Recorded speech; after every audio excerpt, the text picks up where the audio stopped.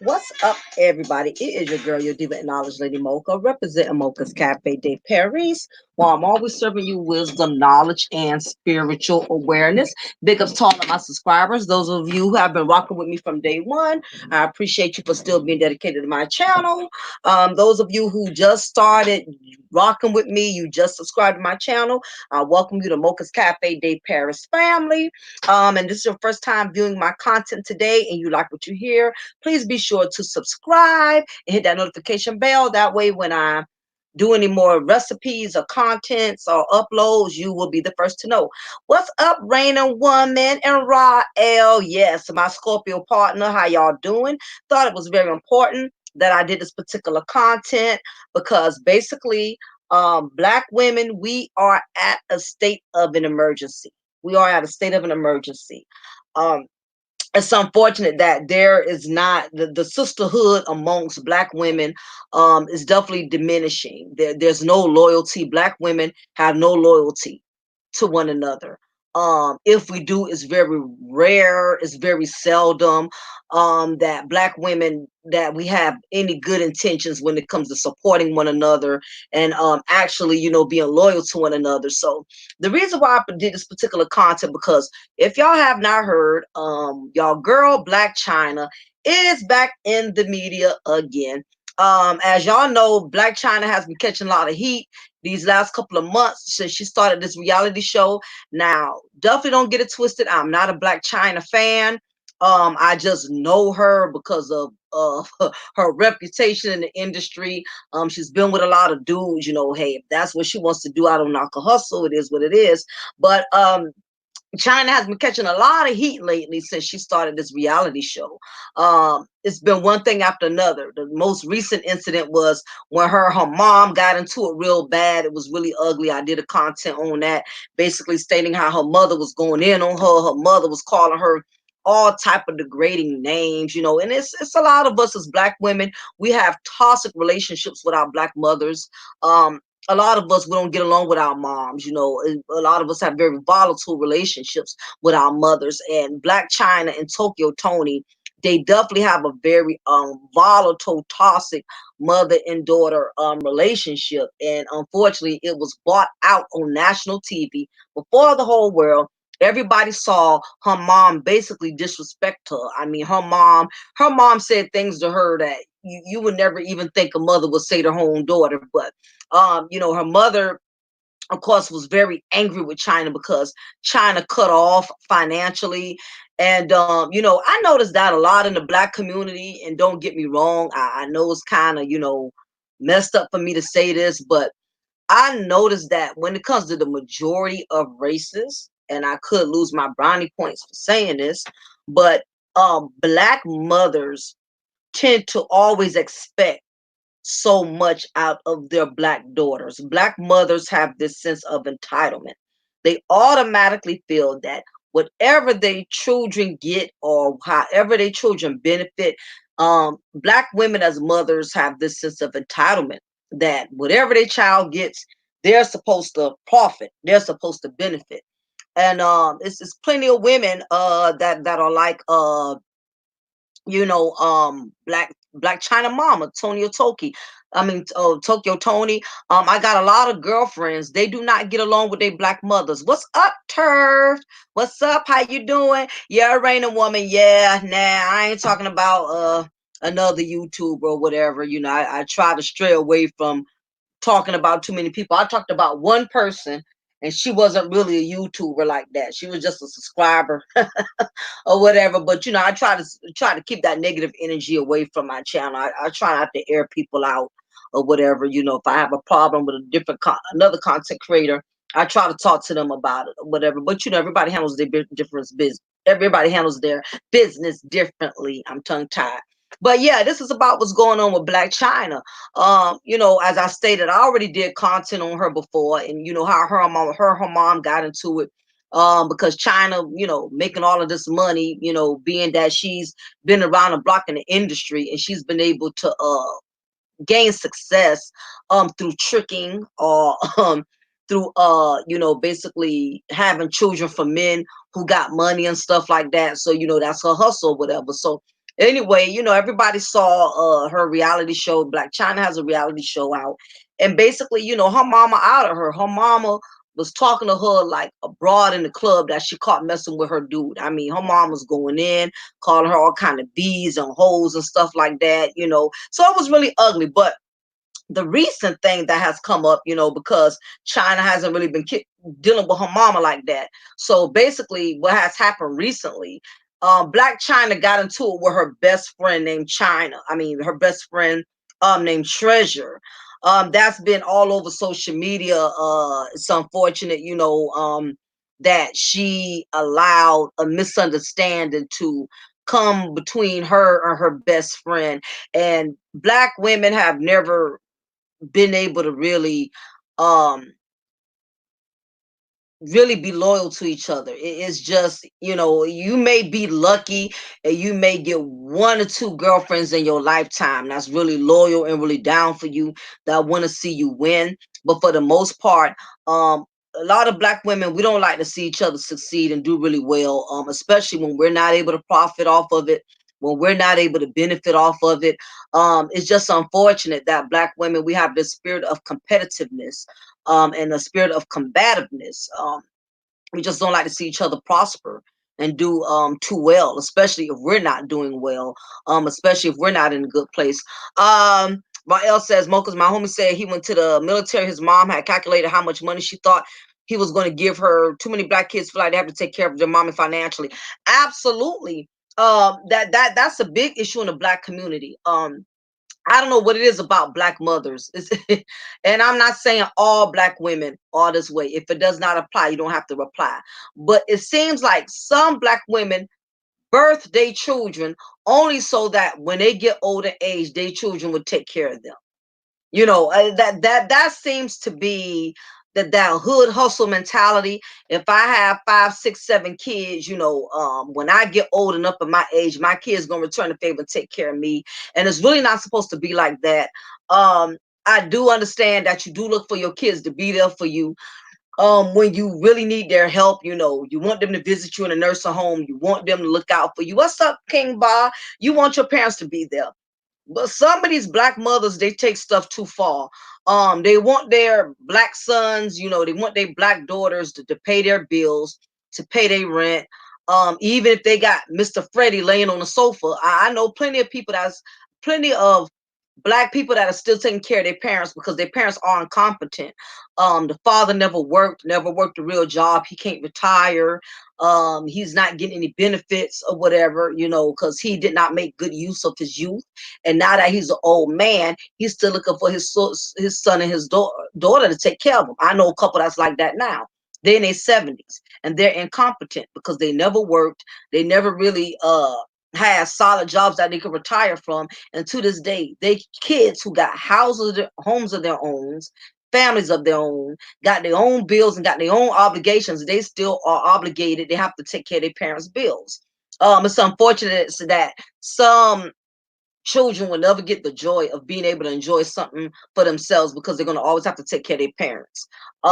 That's the unfortunate part about the Black community. And what it is, there's a lot of Black mothers, they're having children and they're already programming them to become dependent the majority of black women would not survive if it wasn't for their kids, to be frank, to be honest with you.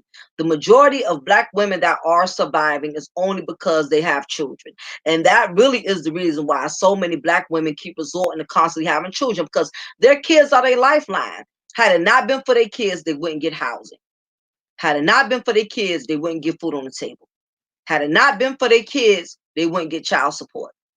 A lot of these women, their children are their lifeline. And it's unfortunate that a lot of us as black mothers, we depend more on our kids than our kids can depend on us. Exactly. Exactly, Rael. A lot of children are husbands for their mothers. Exactly. Children have become the new survival mode for a lot of black women. The majority of them, if they didn't have children, they wouldn't have a place to stay. They wouldn't be getting child support. They wouldn't be. Their children are their source to financial means, and it's so unfortunate that this is the mindset that we have adopted as black women today. The only way we can maintain, the only way we can survive, the only way we can grow, get ahead, we have to use our children. We have to depend on our kids for everything, and it's sad, that a lot of us have resorted to this level of thinking. Many females train their daughters in the art of depending on Uncle Sam Daddy. Of course, of course, of course. And like I did my content before, that single mothers are becoming single grandmothers, because there are a lot of us as black women that are already in the struggle as single mothers. We're teaching our daughters how to depend on the system. We're already programming them. We're recruiting our black daughters to become dependent on the system. um, the majority of these young girls, these young black females, they're falling into the footsteps of their black mothers. Their black mothers are training them that if you get pregnant, go get your welfare, go get your food stamps. Go make this nigga pay up, make him pay child support. It's a lot of black mothers who are already instilling these values and these morals into our black daughters for them to become codependent on the system. And it becomes a generational curse, and that's basically what it has resorted to. These are the times that we live in. So yeah, I know I'm digressing, but black mothers just really have this attitude where their children are supposed to always take care of them, no matter what. Their sons could have been moved out their house, got remarried, got kids, and she still look for her son to pay her bills. Okay, because mama don't have no man, mama don't have no husband, so she's gonna look for her son to compensate for all that. There's a lot of sons that are still being husbands to their mothers right now. They got to take care of mama medical bills. They got to take care of mama doctor bills. They got to take care of mama mortgage, because there was no father in the picture. So the burden lies on that young man who has now become a full grown man, and he can't even take care of his own family without having to take care of his mama. You know what I'm saying? Yeah, that's what we hear, Rael. No matter what, you're supposed to always love your mama. No matter what she's done, no matter what she hasn't done, you're supposed to honor and obey and respect your mother, even if she's been with 8, 9 different men, even if she never took care of you, she never fed you, she was always in the club, or had a different uncle over the house, or over to her house every other night. You're supposed to still love your mama. You still feel supposed to respect your mama. The black community has this culture that black children are being taught. You don't do what's the saying? It says, do as I say do, don't do as I do. In other words, I can live unethically in front of you. I don't have to practice what I preach, but at the end of the day, I want you to respect what I say, because I'm your mother or I'm your father. What's up, Amani Gonzalez? Even if your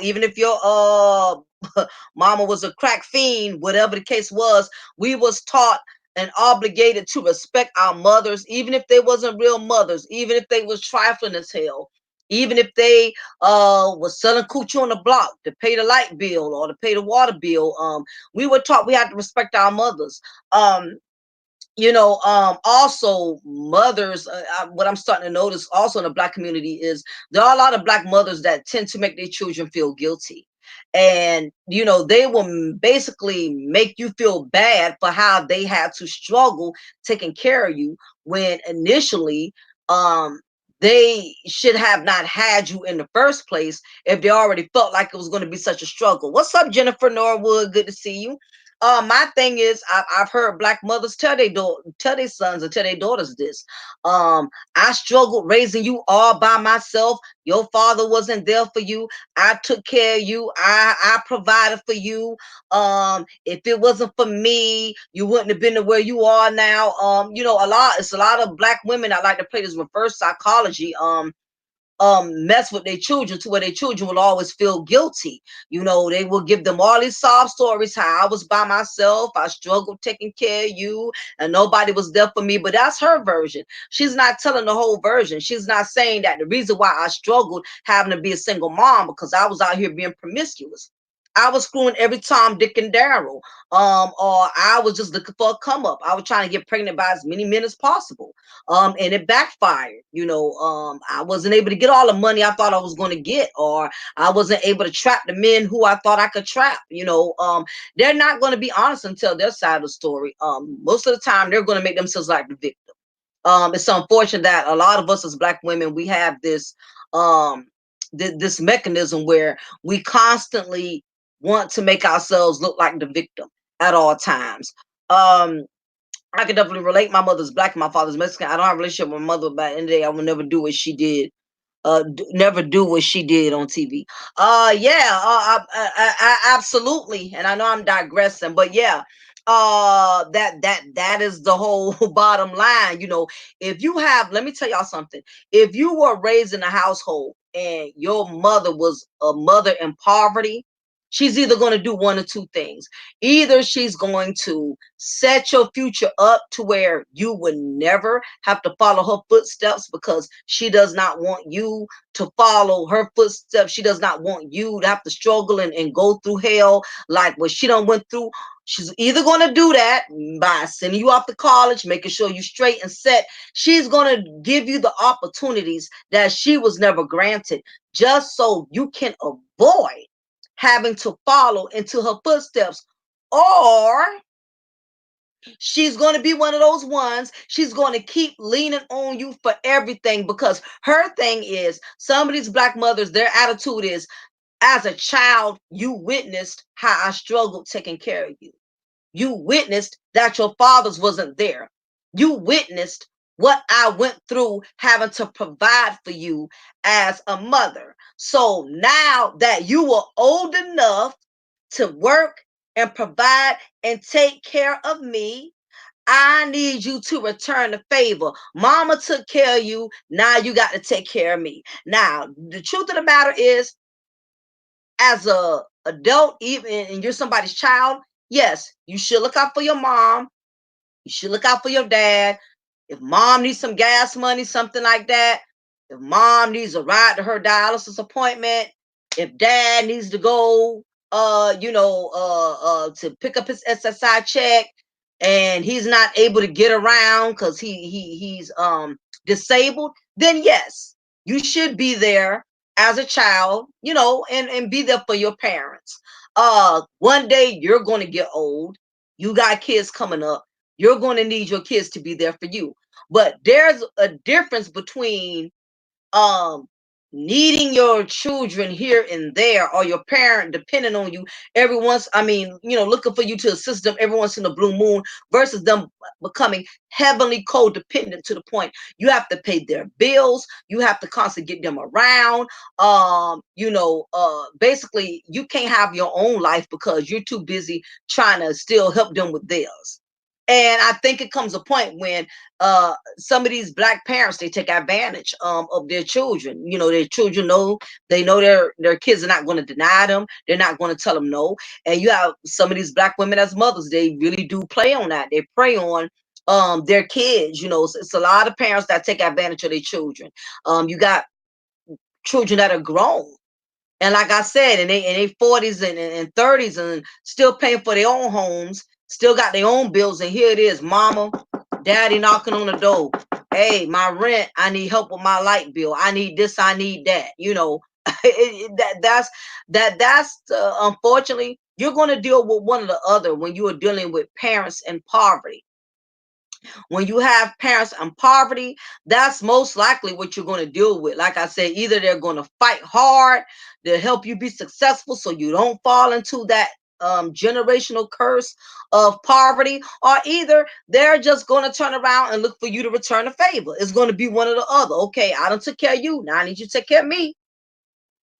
And my thing is, once you become a mother, that's what you signed up for. You don't get no brownie points. Your children are not obligated to taking care of you and supporting you because you was the one taking care of them and supporting them. Once you decide to become a parent, it is your job to take care of your child. You have to feed that child. You have to provide for that child. You have to be responsible for that child. You don't get no mother of the year, no father of the year award. You don't get none of that. That is your job. So for you to have the audacity, now that your child is grown and out your home, now you old enough in your age, because when you were doing your youth, you didn't work. You didn't set up a retirement plan. You didn't do none of that. All you did was live off the system. And see, this is the bad part about the generation we up against, y'all. A lot of these women that are on welfare, and I know I'm going wild for topic, but I have to go here for a little while. A lot of these women that are on welfare, a lot of these women that are getting child support, that are living in Section 8, a lot of these women, these single mothers that are codependent on the system, the harsh reality is a lot of them are not being smart. They're not being wise. They are learning to use these sources as a crutch, meaning that they're coming heavily dependent on them. And while they have these benefits, this is the time they need to be saving money in the bank. This is the time they need to be purchasing a real home. If you're in Section 8 and your rent is only $100 a month, this is the time. Do they not realize where they could be investing into getting a real home? So while they paying that little $100 a month, they could be saving up to get a house of their own that is not funded through the government. That way, when if something happens and Trump or the president decides to um change things up, that it impacts her having a place to stay, or something comes up, or her kids become the age 18, 19, where they're legal now, where the government no longer feels the need to supply her any governmental assistance, because once those children turn 18, you have to move out of housing. You no longer get food stamps. You no longer get, all these governmental assistance. This is the time when they could be stacking up their bread and investing into a real home. So when these government resources are no longer working to their advantage, they got something to fall back on. But the truth of the matter is, the majority of them are not going to do that. They're going to happily take their child support and be splurging and spending money, buying things that not going to have any value. They're going to be in the nail shop. They're going to be in the hair shop. They're going to be at the Chinese food buffet. They're going to be at City Trends. They're going to be at Rainbows. They're going to be everywhere else doing stuff with that money. And what's up, D Trains? Good to see you. And a lot of them, they're not being smart. A lot of these ladies that got benefits and getting governmental assistance, they are not being smart. They are not being wise. Governmental assistance does not belong to you. You live in Section 8, that is not your house. Okay? You getting food stamps, you getting all of that stuff can come to an end. Your children are not going to stay babies forever. And what tends to happen is, when these women look up, they find out they child 18 years old. And here it is now. You got to make a move. You got to do something, because now your caseworker is going to be contacting you because your child is of age. Now, you do have certain states that if your child is in college, you can get governmental assistance up until that child is 20 or 21. But my thing is, if you don't have anything established for you outside of the government, what are you going to do when you don't have a backup plan? Seeing a lot of them, the majority of these females that are getting governmental assistance, a lot of them are not that intelligent. A lot of them don't know how to use the system to their advantage. If you're going to get, like I said, if you're going to get housing and you're going to get this and you're going to get that, this is the time to be stacking up some bread, sis. This is the time. If your baby daddy is give you 800-900 a month for child support, this is the time you need to be stacking up some bread. If you stack up that bread, pay your utilities, whatever left over, whatever, stack up that bread. By the time your children 18, you should be to have 40, 50,000 saved up in your bank account for you to get your own home without governmental assistance. But what it is, a lot of them, they play with money and they play with time and they think they're going to be able to live off the government forever. And next thing you notice, when they look up, it's over. Your children 18. You got to make a move now. You know, you're not going to be able to keep breeding babies forever. Now, you have some women that breed babies as a hustle. You know, they have learned to basically use their vaginas to earn profit, okay, which is fine. But it comes a certain point in life when you're not able, your body is not able to function and not able to allow you to keep breeding and producing babies. So when your last child is close to 18, what are you going to do? Because you had no other backup plan. All these years you was getting child support, food stamps, and all of that, all of this free governmental assistance that you were getting, yet you have not done nothing to have something to fall back on when these benefits come to a complete end. Oh, okay, royalty. Okay, so you EE. What's up, EE? Good to see you. Haven't seen you in a while. I'm glad to see you here. I didn't know you changed your name again, but yeah, it's good to see you. I'm glad you was able to make it in. Yeah, Tony, exactly. They don't understand it's a stepping stone. They don't use it as a stepping stone. They use it as a crutch. They stay there. They don't try to progress. They don't try to move away from it. They don't have a backup plan. But yeah, this is what happens when you don't know, you don't have the intelligence, you don't have the level of intellect to be able to see past the future. And the problem is with a lot of us as Black women, we are only focused on the here and the now. As long as I can get my nails done today, I'm okay. As long as I can get me some Chick-fil-A today, I'm okay. You have some of us as Black women, we live day by day. We don't never try to prepare for the future. We don't never try to, look further on down the road. That way we're not caught off by surprise. Exactly. No hopes of true ownership. And that is unfortunate. That is something that a lot of us are cursed with as Black women. We're not looking at down the line. We're not trying to own something. We're all about, as long as I got something to claim today, then I'm okay with that. And this is what happens when you have this mindset as a Black woman. It does come back to haunt you when you become older, because you look back and you reflect on your life and you start having all kind of regrets. You wish you would have did this, you wish you would have did that. As women, we're not always making the best of choices with our youth. We're going around here producing more children than we could afford to take care of. We're going around, just choosing any man to be our baby daddy. We're making irrational decisions out of desperation and out of lack of intelligence. And what is starting to happen is coming back to haunt us in the worst way. And this is the reason why you have a lot of Black women that walk around here with attitudes. Okay, they walk around here with attitudes. We want to call it attitudes, but and I said this before in my last content. Attitude is a cute way of trying to say, I'm just frustrated with myself and I'm frustrated with my goddamn life. I am angry with the outcome of my life. That is really what it means. We need to stop buttering it up and calling, oh, why Black women always got an attitude? Ain't no attitude. It's called, I'm frustrated because I done messed my goddamn life up.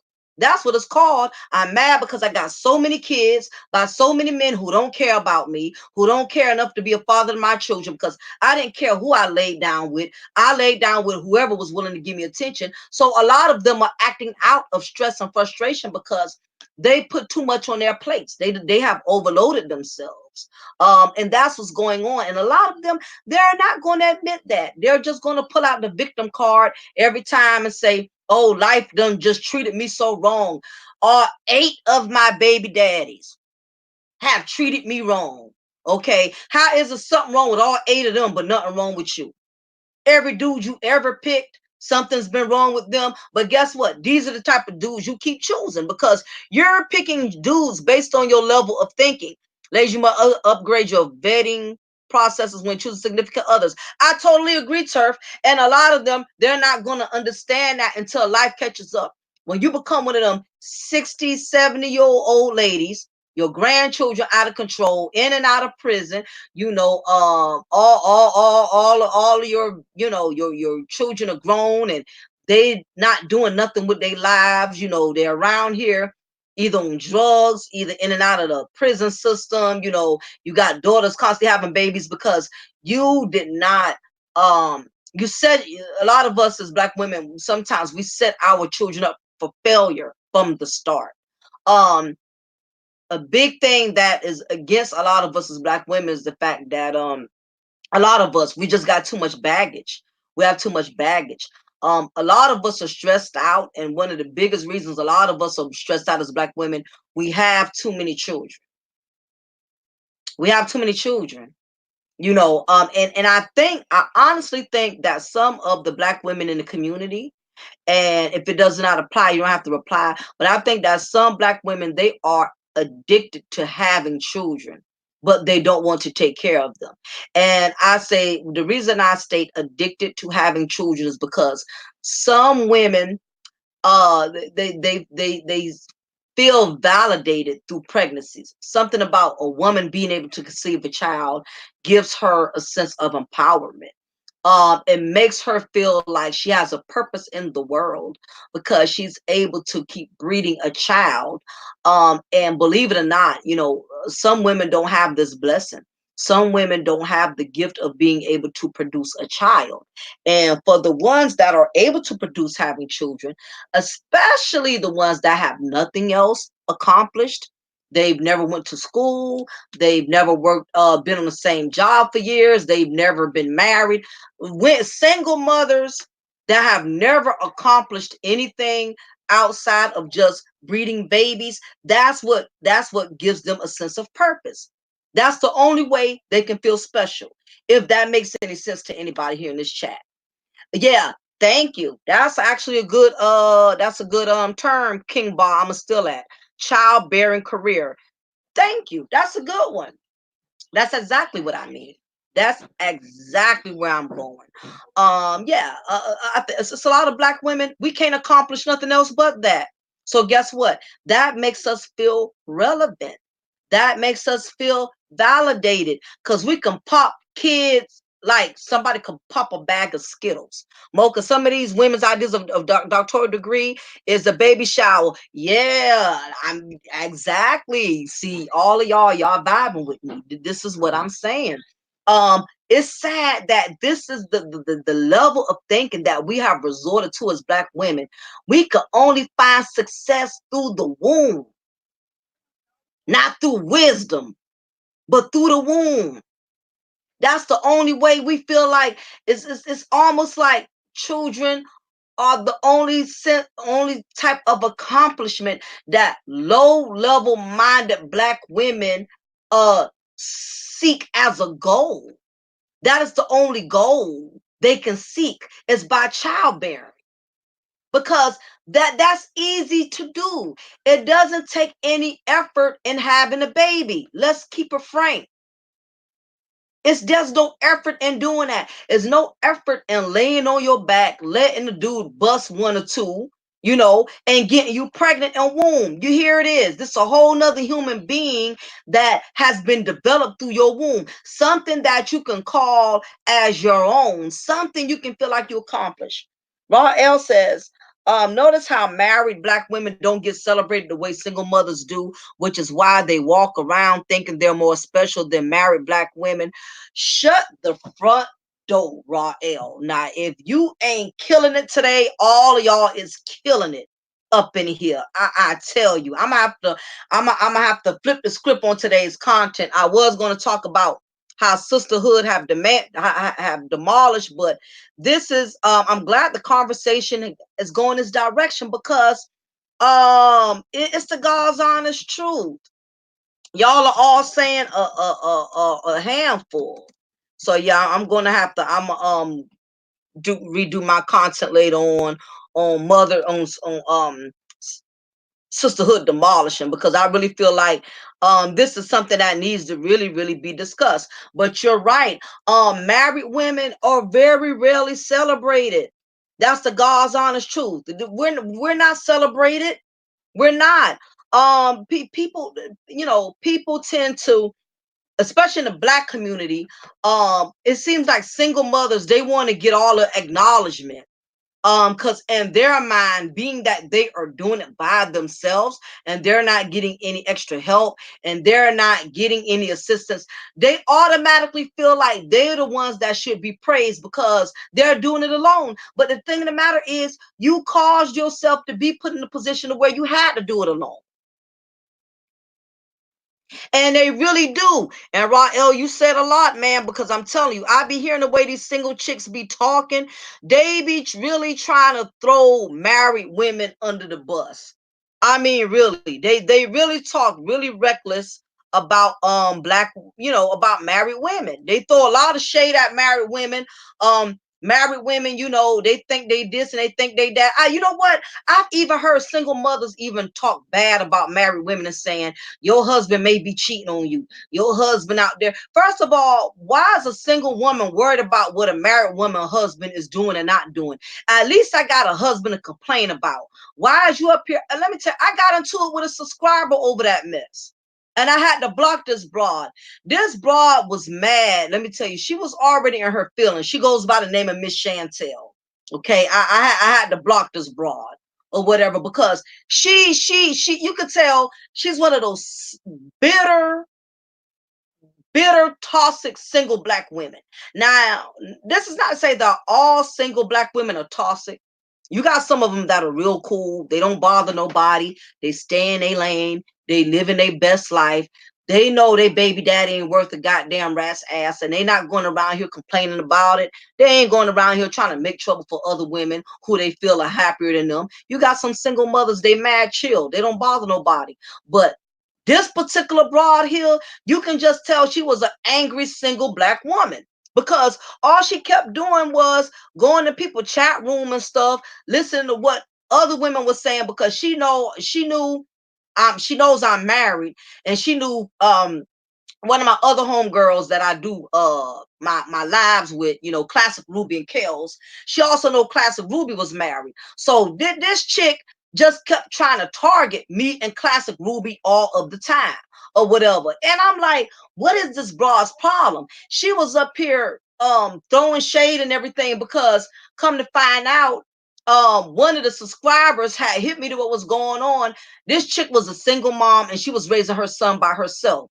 So she automatically, whenever it came to the word marriage, she had something negative to say about it. She tried to put words in my mouth talking about I thought I was better than her because I'm married. You don't know what your husband is doing. You don't know if your husband is out there cheating on you. You acting like your marriage is perfect. First of all, I've never said, I've been one of the most transparent broads on this in the YouTube streets. I've never sat up there and act like my marriage was perfect. I love my husband, but I'll never put him on a pedestal like he can't, fuck me over or embarrass me or whatever, because everybody's human beings. I would never put a person on a pedestal, and I don't recommend anybody else doing that. But my thing is, she was trying to recruit her bitterness. Exactly, King Ba. You took the words right out of my mouth. That's what she was trying to do. Trying to recruit her bitterness, going to everybody panel saying something to every female. I'm like, this chick was like a bad rash. She just kept popping up out of nowhere. Like a rash. Everything every time you think you done scratch it away, it'll pop up and reappear.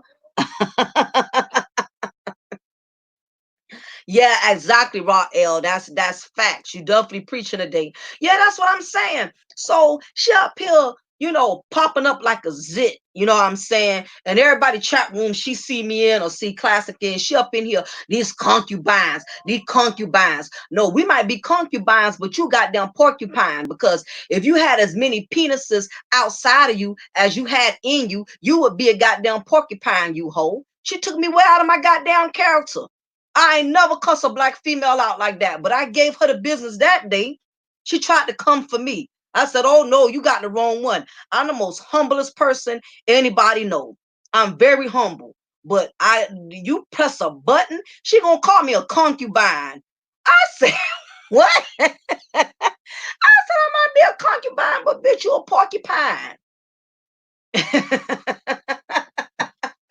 I'm telling you, you got some evil ass bitter black females out here that try to sit up here and sabotage any black woman she feel that's doing a minute better than her.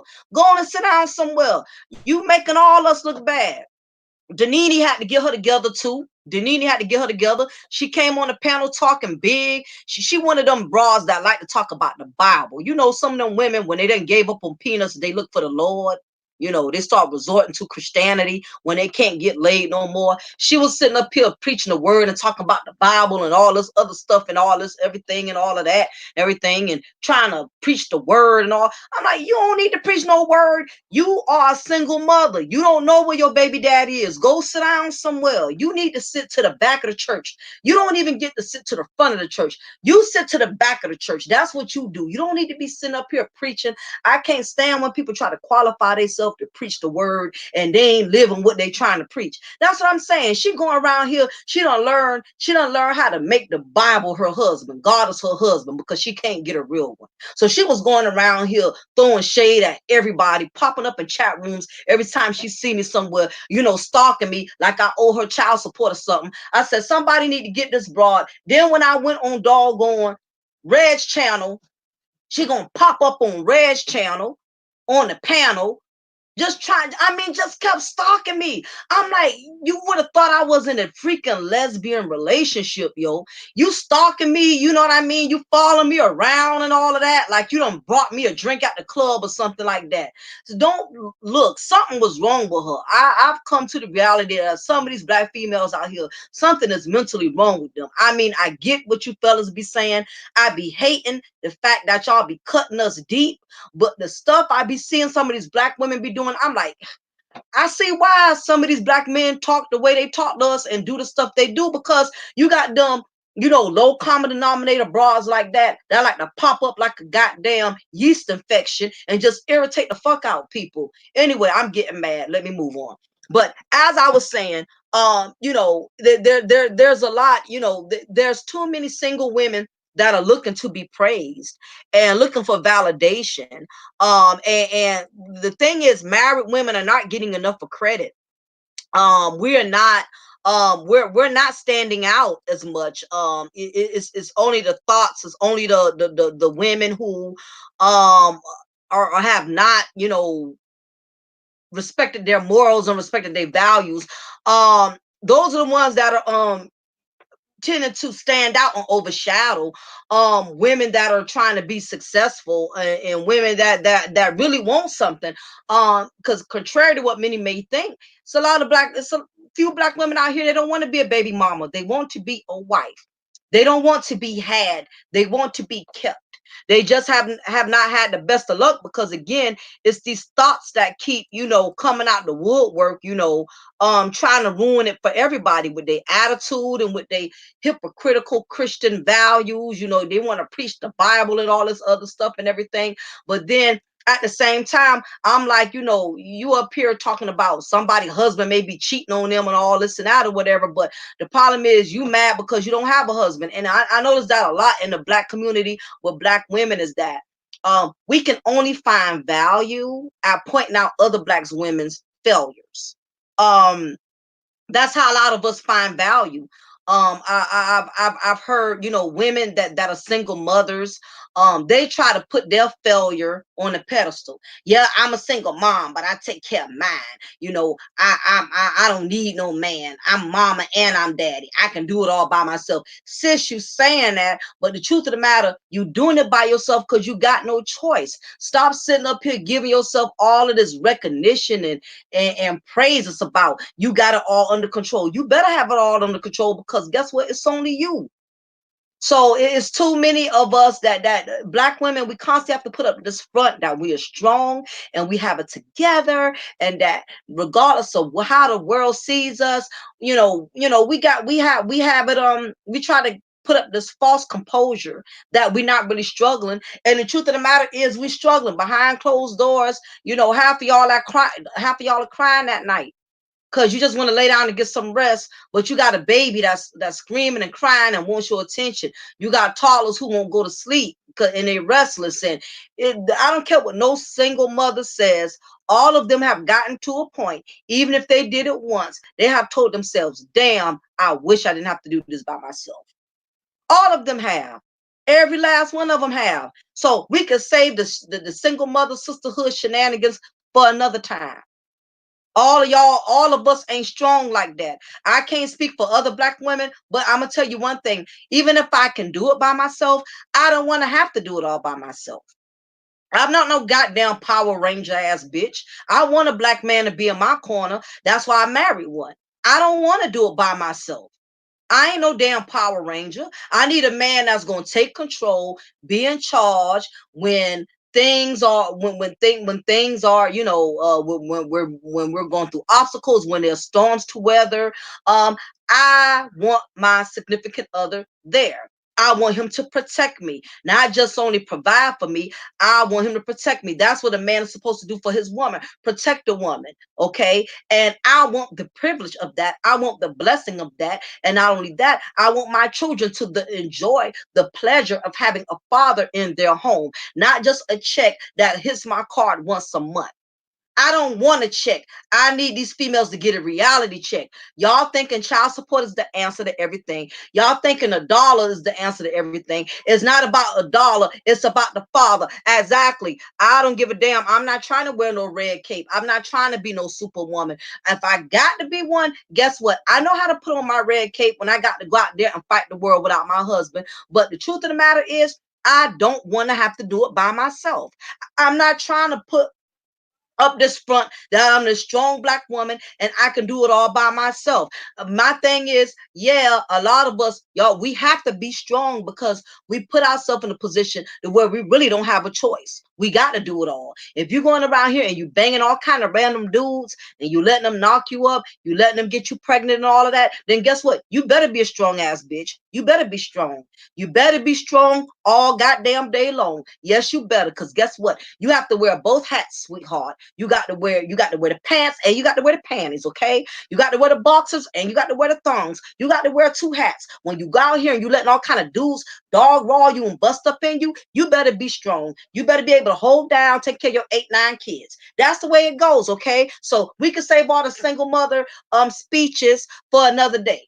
All right. So nobody gets no credit. Nobody gets any brownie points. When you decide to have a child, it is your job. It is your duty. It is your responsibility. It is your obligation to make sure that child does not want for anything because you brought that child here. You didn't care if the man was married to you. You didn't care that the man was married to somebody else. You did not care. You didn't care. It's one thing to have sex with somebody, but on top of that, you to decide to conceive a child from a man who was not even your man. That's another question, black women. Why are we having babies from men that are not our men, who don't love us, who are not committed to us? What is the problem? Why are we around here breeding babies like roaches? And then we want to cry victim and wonder why, oh, niggas ain't shit and all this other stuff. Well, guess what? If they ain't shit, then you ain't either, because you want to put yourself in a position to get knocked up by them. Don't let me school y'all today, because I'm tired of us as black women being in denial. That's why a lot of us as black women, we are in distress because we are in denial. When you don't admit your faults as a woman and you don't come clean to yourself that I put this on myself because I was being dumb. I was being thirsty. This is the reason why I'm in this situation. This is the reason why I'm going through what I'm going through. Until a lot of us could come clean to ourselves, a lot of us are going to stay in emotional and mental bondage. And that's the problem with a lot of us as Black women. A lot of us are emotional in bondage. We cannot be free. What's up, Nadia? Good to see you, honey. A lot of us, we cannot be free because we have learned to hide the pain. I'm tired of us as Black women. You don't always have to be a goddamn Power Ranger ass broad. You ain't got to always put up this front like you strong and you got it together. You know what I mean? It's nothing wrong with going in your corner and crying to yourself and saying, damn, I messed my life up. I done set up here, was young and dumb, laying with every Tom, Dick, and Daryl. I got all these kids. I'm overwhelmed. I'm stressed. It's not enough money for me to make it happen. All of my baby daddies, they acting like they don't care. A lot of us are concealing and holding on to pain because we have nowhere to vent, nobody who we can trust to let our guard down with. And that's why a lot of us walk around here with attitudes because we angry. We pissed off about a whole lot of stuff, you know, and then a lot of it is a lot of us choose not to be transparent because we know even if we did get transparent, it's not going to change our situation. It's not going to change our circumstances. We have female relatives in their 70s and 80s who are bitter and miserable simply because they can't admit wrong when they knew they were wrong. Many Black women know they're wrong and won't admit it. I can totally agree. This is why my friendship list with Black women is short. My circle's so small, I damn near got to talk to my goddamn self. That's just how small my list is with females and with friends because it's not and Black men don't take no offense to it because it's not only that we're not um honest about our wrongdoing with y'all, we're not honest about our wrongdoing with each other. I've had a couple of female friends I had to cut off for that reason. What's up, Kim D? Welcome to the chat. I've had female friends I had to cut off because some of these Black women are just in straight denial. Believe it or not, it's us sensible Black women, we are catching on to the other Black women that are in complete denial. And the majority of us who are catching on, we don't really have any Black female friends because of this reason. What's up, Kiki baby? She says, people meet me and be like, what? No kids. What's wrong with you? I simply say I have common sense. I've never been married and refuse to be a baby mama. When you know better, you do better. Hello, that's what I'm saying. Tell the truth, shame the devil. Now, this the other part. This the other part that we're dealing with. The other issue is that Black women who are not partaking in possum behavior and hood rat behavior, they're going to think something is wrong with you because they're so used to Black females that have learned to carry themselves as thoughts. So the fact that you are trying to do something different, they're going to automatically think something wrong with you. It's so sad that the Black woman culture is so ruined and tainted to the point that if you are a Black woman and you don't have kids, they're going to automatically think you barren because they don't think a lot of us are even smart enough to know how to protect our vaginas. A lot of them, if you don't have kids, they're going to say, oh, she must be barren. She can't have any. Or they're going to believe that you had several abortions and tried to act like you never had any. Because a lot of us will not get the credit with our level of intelligence and wisdom for nothing because there's so many of these other females out here who have tarnished it for us. And that's why I say, as a Black woman in this day and age, you're going to have to work 20 times harder to prove that you are different. You're going to have to work 20 times harder because we're going to always be sized up based to the hood rats, based to the concubines, the porcupines, and these ratchet possum ass broads. But guess what? If a man is a real man, he's going to know a difference between a decent Black woman and one that tries to cover up and pretend that she is. So, you know, you don't have to go around defending yourself and trying to prove that you're different. But what I'm saying is, decent Black women, we're gonna have to put in more work. Okay, we're gonna have to put in more work, and that's just the way it is. It's not our fault. But what's going on, ladies, is that as Black women, we being outnumbered by the possums. We're being outnumbered by the pigeons. We're being outnumbered by the hood rats. The hood rats are standing out. We're in a porcupine population. That's what we're dealing with. Raw L says, I've had black women who said bras with kids on their jobs would hate them because of them being without children, upset that they had better decision with children. Yes, OMG. Yes, Raw L, you hit the nail again. I had to end a 25-year-old friendship for that same bullshit. For that same reason. I had to cut this broad off, because both of us was in two different wavelengths. Me and this particular young lady, we had a history. Okay, we met each other back in 97, 96.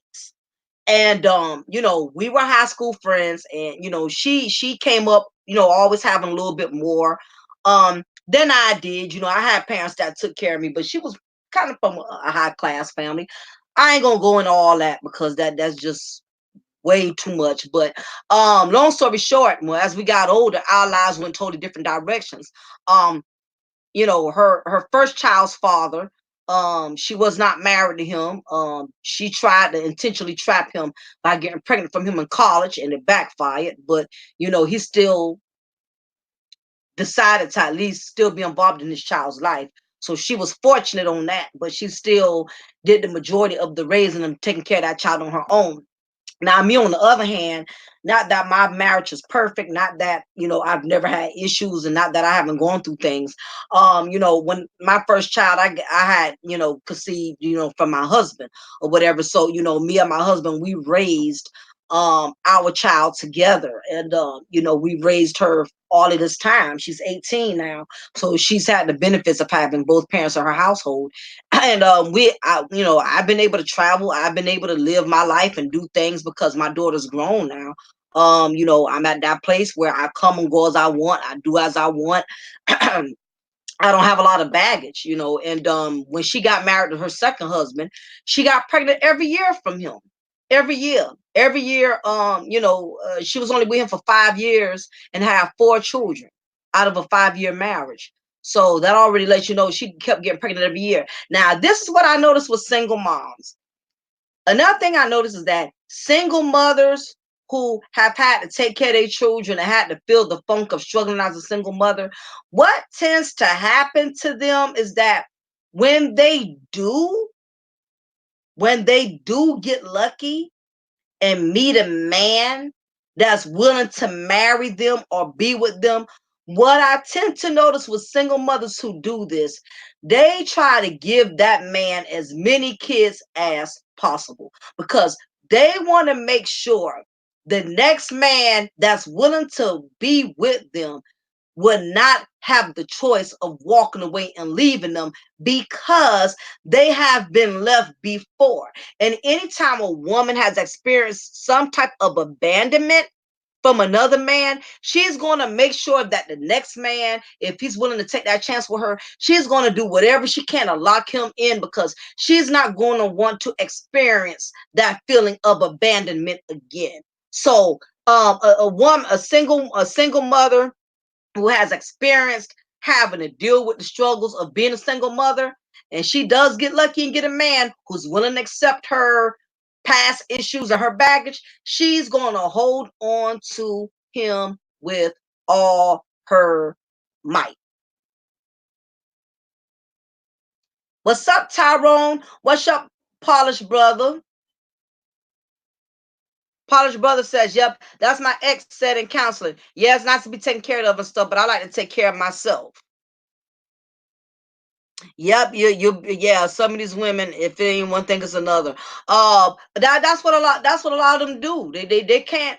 Women who have been in the struggle for so long, when a man does give them a chance, they go all in. They will try to give this man as many kids as possible because that's what my girlfriend did. She kept losing guys over and over and over. She was losing more guys than Serena Williams kept losing hair edges. She kept losing dudes. So when she did find a dude that was gullible or sucker enough to be willing to deal with her and to be the janitor man, he was willing to step into her life and help her clean up the mess that she created. She intentionally gave this man as many kids as possible to lock him in because she wanted to make sure that he couldn't leave her. So sometimes men, you have to be careful because some of these women, if they have not had the best of luck with men in the past, and men, they have a history of men abandoning them and leaving them, they are going to make sure they lock you in. So if you are comfortably going to bed with this woman, you're not using no protection with this woman, she's eventually going to lock you in. I had a guy, I told a guy that I was in a police academy with, he was a handsome guy, still had his physique, young, he didn't have any kids and none of that. He was in a police academy with me. And basically, the female he was staying with was a straight wildebeest. Wildebeest to the fullest. Okay. And he was kind of sharing with me and the ladies in the academy the stuff that he was going through with her. You know, how he wasn't allowed to have a Facebook account. He wasn't allowed to really go too many places by himself and all of that. What's up, freelance? How you doing? Welcome into the chat. Um, yeah, she she was really possessive with this guy. Yeah, royalty. You remember that, EE? Girl, I had to tell the story again because some people don't know it, but I had to tell the story. But I'm glad you remember. You know, and I'll never forget when we had they had the police orientation family night where you were able to bring your relatives and stuff. And I noticed he had kids with him. And I'm like, I thought he ain't had no kids. Come to find out, this broad made him take her kids to the damn family orientation. And I'm like, okay, I knew exactly what she was doing. She was intentionally making sure this dude couldn't go nowhere, couldn't go to another broad house or anything. So she had him to take her kids. Now, mind you, she wasn't even with him, but she had this young man to take her kids with him. And I was like, wow, really? You know, and he was telling me, you know, how possessive he was. You just tell he was young. He was young. I don't think he really knew what to do with her. I don't think she was too much for him. She was just way too much. She was already too much in size. She weighed about 350, but she was just too much all the way around. Plus her weight. She was just too goddamn much. Anyhow, I told him, I said, I said, I ain't trying to be funny. I said, but let me tell you something. You better be careful. She gonna try to get you. I said, she gonna try to get you. You are a prized possession. You don't have no kids. You a nice looking guy. She gonna try to get you. Cause she know her options are limited. A lot of these women try to act around all big and confident and all this and that. And a lot of them, the truth of the matter is, a lot of them, they know they on their last leg. They know their options are running or wearing out. They know they got very few options left. I could tell the way she looked, her options, she didn't have no options. He was the only, he was her last hope. I could tell. He was her last hope. What's up, Houston Rockets? He was her last hope. So as I began to talk to him, he was definitely, let me tell you, he was a limited edition of her. Some of these beastie ass broads, they know any man they meet is a limited goddamn edition because they know they are discarded. They know nobody else wants them. No other dude is checking for them. A lot of these broads, they know they are not that attractive. They can't just get any man they want. And she wasn't no ugly big girl. She looked cute in the face, but she was just too much. She was his last hope. There was no other Negro that was going to step in and take over where he left off. It was not going to happen. No other man was going to check for her. It was not happening. So she was trying to give this young man grief. Anytime, guys, you have a female that's overly possessive, it's because you are their last hope. There is nowhere else for them to go. There's nowhere else for them to go. You are their last hope. She was hella extra, very extra. So anyway, he was telling us, he started being comfortable because I guess he got to a desperate point where he had to vent to us as women, in the police academy. When we go on lunch breaks and stuff, he was venting me and two of the other ladies on lunch, the stuff he was going through with her. And I told him, I said, I'm telling you, you are a prize. She gonna try to get you pregnant. I said, watch out for them ugly beastie heifers, because the beastie heifers, they are the most fertile. Beastie heifers are fertile. They get pregnant just by looking at them. Beasties, thoughts, possums, porcupines, hyenas, and wolverines are very goddamn fertile. And I told him this. I said, watch your dick with her.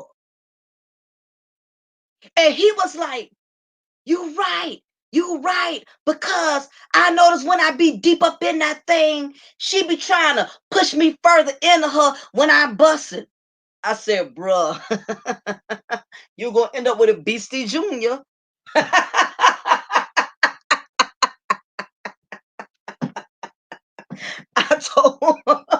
said, I'm telling you, bruh, she going to try to get you, man. I said, she going to try to get you. I mean, he was like, I know you're right, because that's what she tried to do. I said, yo, I'm telling you, that broad there, she fertile, bro. She already got 3 or 4 of them. Shit.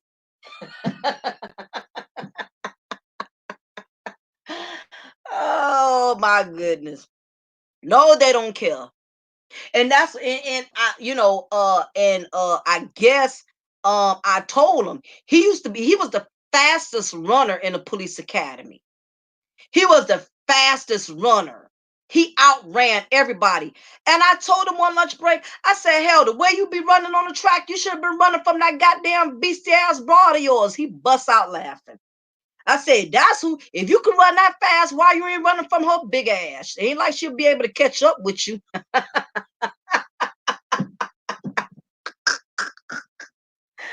Oh my goodness. I'm gonna catch a lot of heat today. I already feel it. Yeah, that's what I'm saying. And then exactly, royalty. Then them beastie broads, they multiply like gremlins. They multiply children like gremlins. Beasties, thoughts, porcupines, possums. Exactly, freelance. She was trying to trap this dude, man. I said, I was trying to school him. Now I'm assuming, I don't know. I'm assuming, I think he probably got away from her. He didn't do well in the academy like I did. So he ended up being he ended up DQing. He got disqualified, but he's he's a correctional officer now. And he seems a lot more happier, and he has a Facebook page. So I'm assuming he probably not with her, because when she was with him, she wouldn't let him have a Facebook page. I'll never forget when we went to go have lunch one day. This how possessive this broad was. Women who on their last leg are very possessive guys. If she desperate and she already know her options are limited, she's gonna try to do everything she can to trap you and to keep you. And that's what ended up happening. She was really trying to run this dude. She was trying to own this dude. He was really cool with one of the females in my police academy that was married. Okay. He was real cool with her, and he met her husband and everything. So it was nothing foul going on between the both of them, right? So her name was Tibbs. We called each other by last names. So him and Tibbs was really cool. They was more cool than I was with them. They hung out more. So what happened was we all had to pick a place to go have some lunch and stuff. So me, him, and Tibbs decided to go to the burger joint. So what happened was he said, I'm gonna meet y'all over there. And we was like, okay. So me and her, we went to go order some food, and we just went to go sit and hang out or whatever. So he calls Tibbs on her phone while me and her sitting there eating. Now, mind you, we got to be back to the police academy in like 45 minutes. An hour's not a lot of time, you know what I'm saying? So he telling Tibbs, my girlfriend wants to come meet you. She wants to meet you. And we're like, what the hell? What the hell she want to meet? You know what I mean? So, Tibbs, she ain't had nothing to hide. She was like, okay, I guess. I mean, she want to meet me, whatever. This big old water buffalo came stampeding in the burger joint with this skinny, nice looking guy. And I felt the floors kind of move when this broad walked in stampeding like a herd.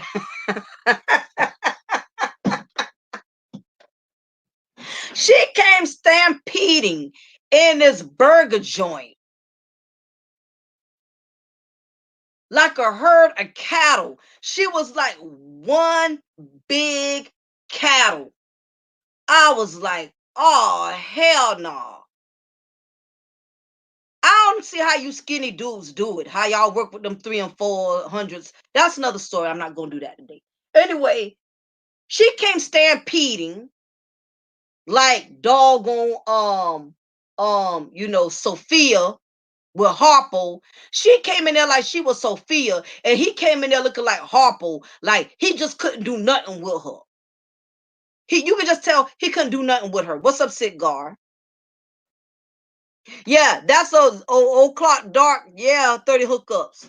Yeah, that's what happened. So she came stampeding in there, and she walks up to our table. Well, no, she didn't walk up to the table. She dragged to the table.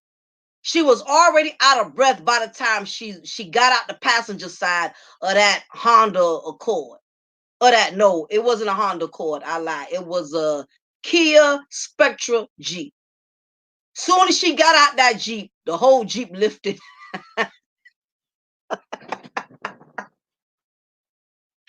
Anyway, she comes dragging over there to the table.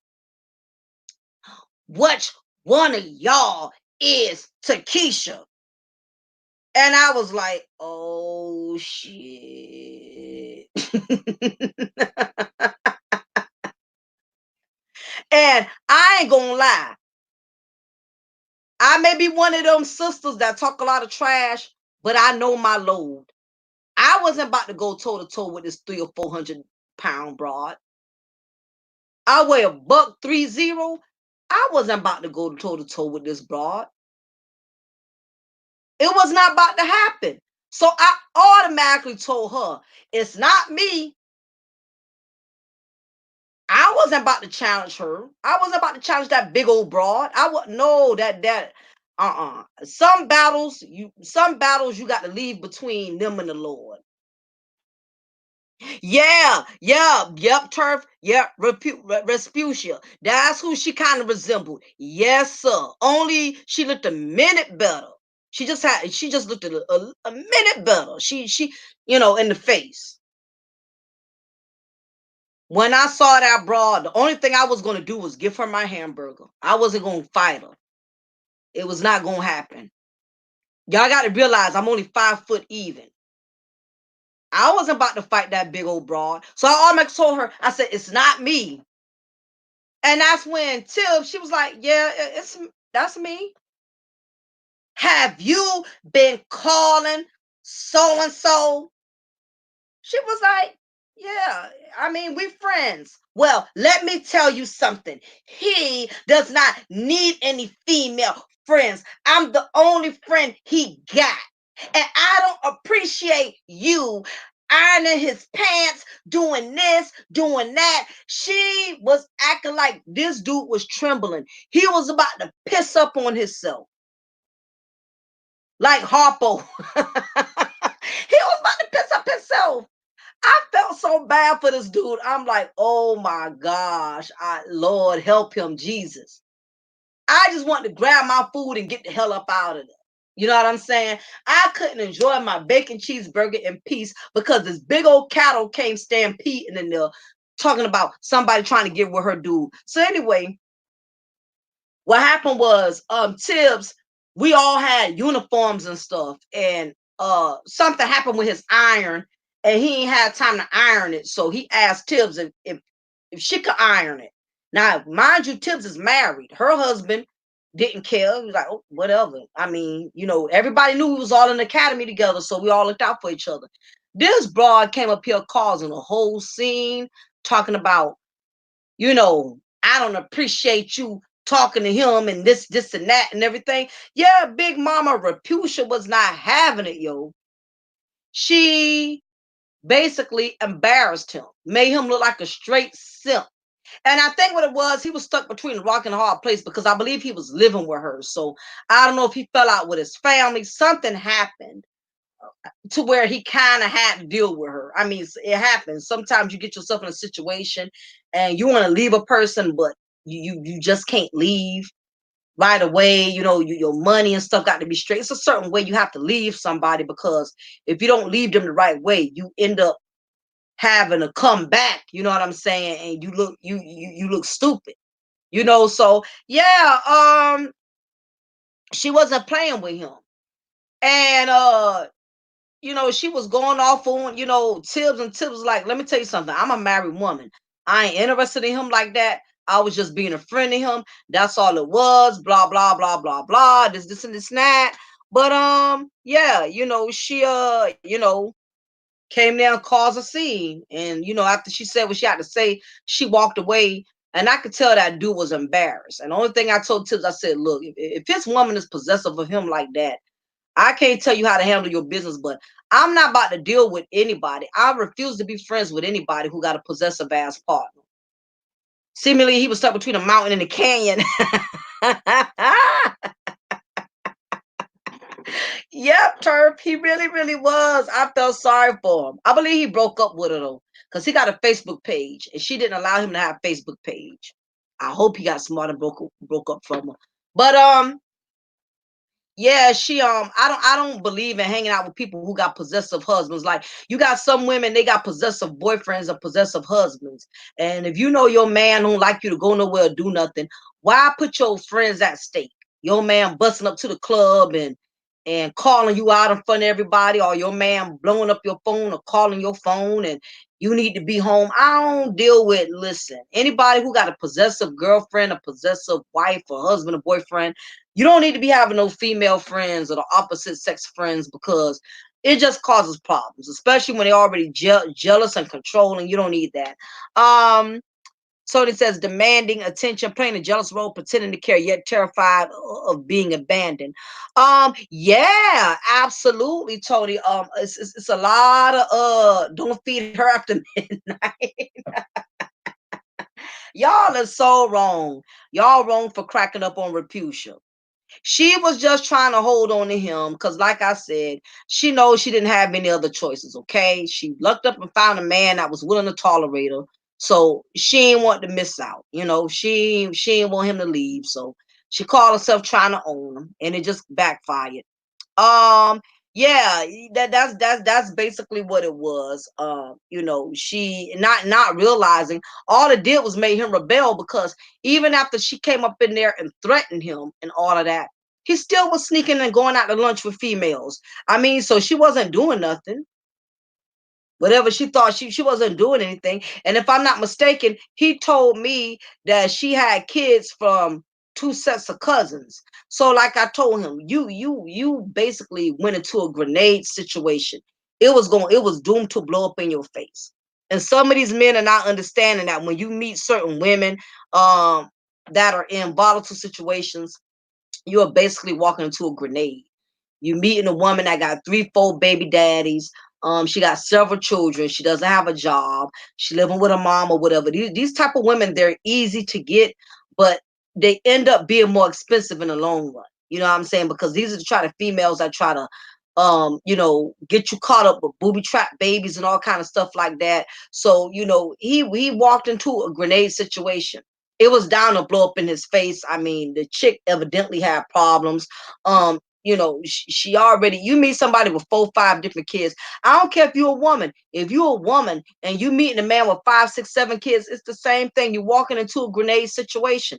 I don't want to hear these lies. Well, he must be a good father. He's had all of these children, and she must be a good mother. That's a crock of bull. You air mattress babies. Exactly. Exactly, royalty. That's a good one. Yeah, we have a lot of air mattress babies. We have a lot of babies that are being produced off of air mattresses.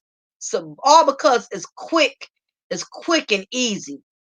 So some of them, you ain't got to pay no hotel room. You ain't got to do nothing. They'll let you lay. They'll let you lay them in the back of an alley, in a abandoned park car in some damn Waffle House parking lot. So some of these females got no filter, because the reason why some, and what a lot of men are not understanding is the reason why some of these women are easy. It's not just the word easy. I think some people, I don't like the word easy, because when you say a female is easy, it's just basically you're kind of like minimizing the issue. Anytime a woman is easy and she will let you lay her, and let you, you know, bang her as many times as you want, and you ain't got to put in nothing, you ain't got to put no effort, you ain't got to do nothing to get it, she just easy. I don't consider these women like this easy. I consider them as mentally ill. And this is the reason why some men get caught up with these type of females and miss to have kids from these type of females, because in their mind she was just simply easy.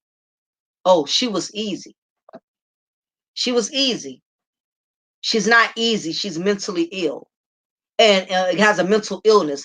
And some of these guys, they find out the hard way that some of these broads, when you think they're easy because they give up the cookie, they give up the panties, and you know, women, these females that have low self-esteem, that don't look good in the face, and um got man daddy issues and all of that, you know, and because they're easy to put out, and they don't require a lot from you. I get it, you know, when it comes to just, if you're on a hunt as a man, if you're on a hunt and you're just looking for a female to capture for the moment, not somebody you're trying to build a kingdom with. um the only dangerous part about that is, some of these easy women, they are mental, they got mental issues. They're not able to comprehend on the average level of a decent thinking woman, which is the reason that makes them so easy. And yeah, Houston, I've had a subscriber reach out to me about that. It's too many people, they have a stereotype of what they think is a thought, what they think is a possum, what they think is a hood rat. Whenever we hear the word hood rat, we automatically want to assume that it's a chick that lives in the projects, that have 8, 9 kids, 8, 9 baby daddies, don't even have a GED, never been hooked on phonics. That's usually the definition that comes to mind when we hear the word hood rat. But the truth of the matter is, there are hood rats on different levels. You have your white girl hood rats, you have your successful lawyer hood rats, you have your college degree hood rats, you have your married hood rats, you have your Christian church going hood rats. There's so many levels of hood rats, and the problem is, um that, you know, it's easy for a man to be deceived, because what tends to happen is, very attractive women, they get a pass on being a hood rat because of their looks. In other words, for instance, if you see two different women in a room, right, and one is really attractive, she has a nice body, she has no kids, she drives a nice car, and you see another one, she has 6 kids, living in the projects, you know, you know, getting child support. Both of them are on the same level of hood rat behavior, but most likely there's still a man that's going to fall old, and he will overlook the attractive female's hood rat behavior because she looks good. And as many times as a lot of these guys, they preach about this on in the black YouTube sector, is men that are out there trying to educate other men to stay away from these type of females. The problem is, there's still too many dudes that are still infatuated with how a woman looks. They could know she's a hood rat.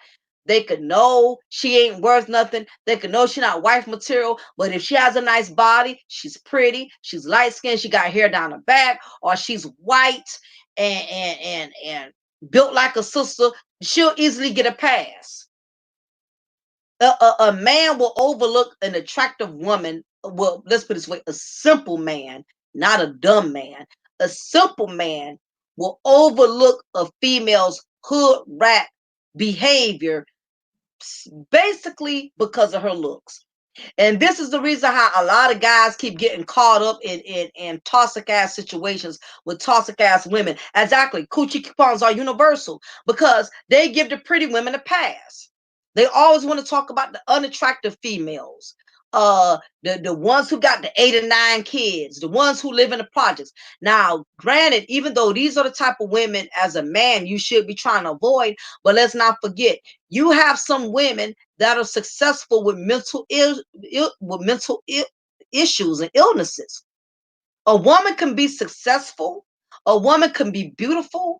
A woman can have the best sex game. And through all of that, the woman has a lot of emotional issues and she's damaged goods. And usually, by the time a man really finds out how much of a piece of work these type of women are, they've already invested too much. They've invested feelings. They have invested children. They have invested time. This is what happens. Because again, pretty women get a pass all the time. As many times as I hear these guys on YouTube, F these hoes, blah, blah, blah, this, that, whatever. The bottom line, if she's a beautiful whore, the majority of these dudes, they're going to give her a pass. Bottom line. Bottom line.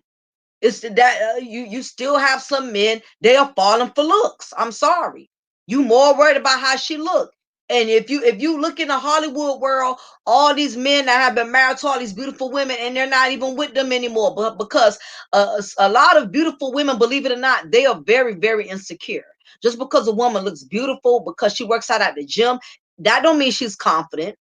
You have some women that know how to play the role. They know how to present an image. They know how to do all of that. That don't mean she's secure within herself. That don't mean she got it well together. To be honest with you, that's why I'm sick of the black community sector that's always just picking on one gender and not picking on the next. Black women are constantly being told that we don't make the best decisions in men. We're dumb, we're thirsty. But the truth of the matter is, a lot of these dudes, they don't have make the best decisions or best in choices in women either. They don't give a damn. They don't check her whole facts. They don't ask for a whole facts report. None of that.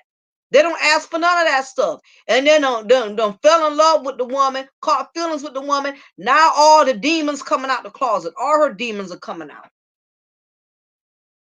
Just because a woman looks a certain way, you cannot go by looks. Now I understand that looks are very important. I'm not saying you got to pick up a Florida Evans looking chick, but at the same point, y'all give pretty women a pass. They do it all the time on YouTube.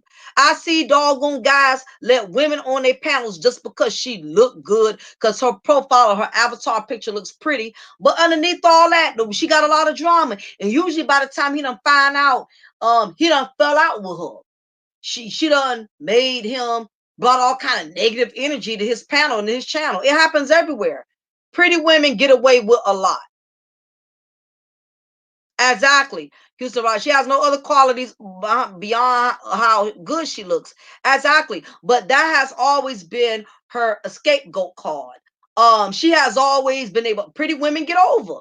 And it does not matter how much y'all try to. What's up, dudes? It does not matter how much y'all try to school these brothers on the YouTube streets. I don't give a damn how many content creators come out trying to school these men. Yeah, these black women, they ain't this, they ain't that. It don't matter. Y'all can preach to the choir. There's still gonna be some brothers out there that's still gonna fall for these type of women. They're not gonna learn. Because you have some guys, um they're pretty shallow, especially when they get around beautiful women. You have some men, they are very shallow. A beautiful woman, it doesn't take much for her to win a man over, especially if a man is if looks are a big factor to you. It will not take much for a beautiful woman, even with all her problems, her baggage, and her issues, to basically win you over. It ain't going to take much. I've met many externally attractive women that are vile and venomous internally. Absolutely, that's what I'm speaking upon. A lot of these beautiful women, you have to realize, women that are very attractive, they're not used to rejection. Just like you think they fine and look good, guess what? It's hundreds of other men out there that have already gave them that extra ego boost, and now they have this attitude where they feel like any man who they are willing to give a chance should be privileged of even being with her because too many niggas done boosted up her ego and made her believe that she's all of that. Exactly. Yep, King Ba. True indeed. True indeed. But that's the thing about it. What's up, Arab Black? Good to see you. And that's the thing about it. A lot of them are not used to rejection, so they can't handle rejection. If a man says, "I'm not interested in this, I don't want this anymore," she can't handle rejection because she's not used to getting rejection. So that's another thing. This is where you start seeing the craziness come out. Because she's used to her looks constantly giving her a pass. So that's the part you have to deal with. Also too, there are a lot of beautiful damaged women out here. Don't think because a woman is pretty, she hasn't been dogged, she hasn't been ran through. Niggas have not taken advantage of her and dragged her through the mud. Um, um Pretty women, to me, they catch a harder time due to the fact that they keep thinking the more men that are attracted to them, they get this sense of empowerment that they are automatically entitled to a good man. That's what tends to happen. They start getting a sense of entitlement of that. And what they do is, they keep giving men chances who really don't deserve them. And just because you're an attractive woman, it doesn't mean that every man that's asking for your phone number, you should be giving him your number. Or every man that wants to date you, you should be dating them. Even as an attractive woman, you have to be selective. And not only that, another issue with attractive women is you have to realize they're used to getting what they want. The majority of these type of women, they have been with simps who have spent a lot of money on them, who have always provided and did everything for them, because you have a lot of men out there with low self-esteem. You have a lot of men that are not that attractive. So if they get a very beautiful woman, they try to go all out their goddamn way to please this type of female. They try to buy shit they really can't afford to buy. They try to take her to exquisite restaurants and all of this and give her a lifestyle that he knows he really can't meet. And he ends up becoming stressed out and overwhelmed trying to please a woman that he really cannot financially afford to please. So what tends to happen is, when he's no longer able to provide these assets to her, she wants to discard him. She wants to throw him away. It's like bubble gum. Bubble gum, when you first put it in your mouth, it's real sweet. You still have that flavor, but once the flavor is gone, now you want to spit that bubble gum out. You don't want it anymore. And that's what happens with some of these guys that have low self-esteem. The YouTube sector is always talking about black women with low self-esteem, but the truth of the matter is we have a lot of brothers out here that got low self-esteem just like women. Okay, y'all not dressing up in $100 suits for nothing. Y'all not buying 500-600 gator shoes for nothing. You not buying a $10,000 Rolex for nothing. You are trying to earn the affections and attentions of other women. Dudes ain't getting dressed up to flex on other dudes. Because you have to realize some guys came up as either being the boy that was too black. All the girls called him Tar Baby, Baby Tar. He was either the boy that was too black, or either he was Pissy Paul. He was a little boy that came to school all pissy, always smelled like piss. Or you had the big booger nose Billy, who always came to school with the boogers, the snotty nose. It's a lot of men that are not going to admit it, but they really can't stand black women because during their youth, black women were the ones that always made fun of them, if that makes any sense. And a lot of these little boys that are now full grown men that like to come on these YouTube sectors and bash black women, or got talk shows or bashing black women. The reason they promote all of this fuckery because a lot of them were basically dogged by black women back in the day. Black women, some of these guys, they were not able to. They were always treated unfairly during their youth, because some black men came up in poverty, just like some black women came up in poverty. As black folks, we come up in poverty. And if you was a young black man, you didn't have a mother that cared about you, you didn't have a mother that taught you how to have good hygiene, didn't make sure you went to school well groomed, didn't make sure you had a nice haircut or whatever. Or if you was a young man who had a lot of disciplinary problems, to where you was always trouble in school, you was always in trouble, you was always the kid that needed discipline and all of this other stuff and everything like that. A lot of these black men had a lot of brothers, they have not let go of black women who made fun of them during their youth. Cause you was one of the other. You was either the crusty boy, you was the ugly boy, you was the short boy. You know, some of these grown black men are still suffering from self-esteem issues from when black women used to make fun of them and used to tease them during their youth. Oh, he's too pissy, he too dark, he too fat.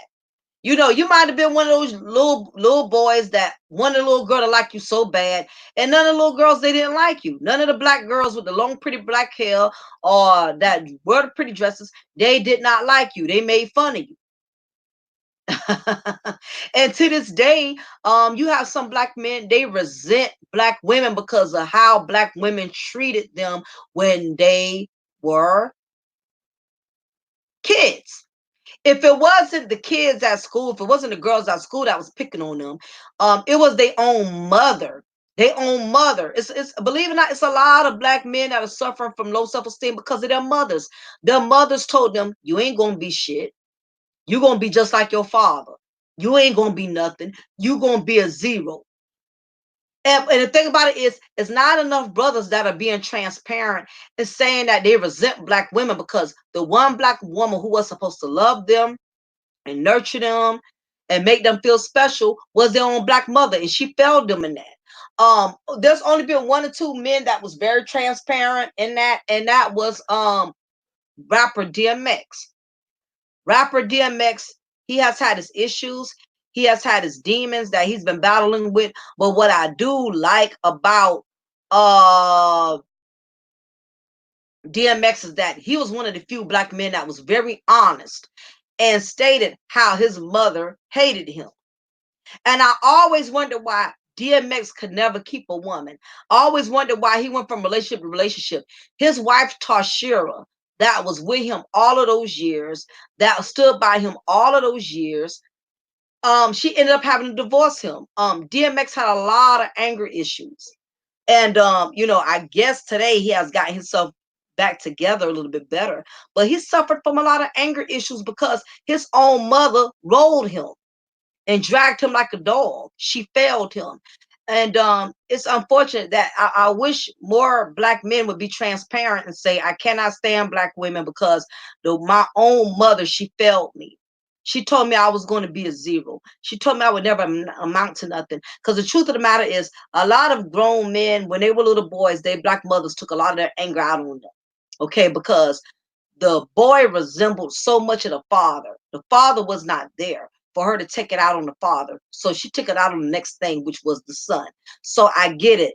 Some of you black men, y'all have a right to still be angry or to feel scorned if you grew up under a mother that took all her frustration out on you because you look so much like your dad. You resembled the no good nigga that she complained about who disappointed her. You had to catch the heat for that. And if you are one of those men who have experienced that, I definitely pray that God gives you healing. That he gives you the strength to be able to overcome it. Because it's very hard when the woman who has given birth to you and given life to you is the same woman that tried to destroy you from the day that you were born. So if you are a black male who have experienced that type of pain in your life, I advise you to definitely get spiritual healing, get counseling. Don't have so much pride to where you don't feel the need, you know what I mean, to express that, you know what I mean? Because I get it, as a man, don't feel less of a man because you need to emotionally vent to somebody, because walking around with all that hate built up inside of you is going to come out in a negative way. And I really feel like that's the problem with black men and black women in the society, is a lot of us are walking around here with pain, and it's easy for us to be angry with each other versus expressing our emotions and sharing it with people and saying, hey, I've been hurt, I've been abused as a child.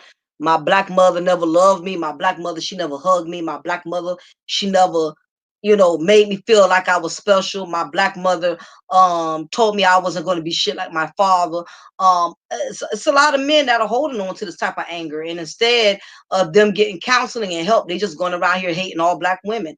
And the same thing, you have black women as well. They're walking around here hating all black men because their father molested them or their father was never there for them. I strongly believe that black men and black women, all of us are oppressed and we are depressed in some form or another.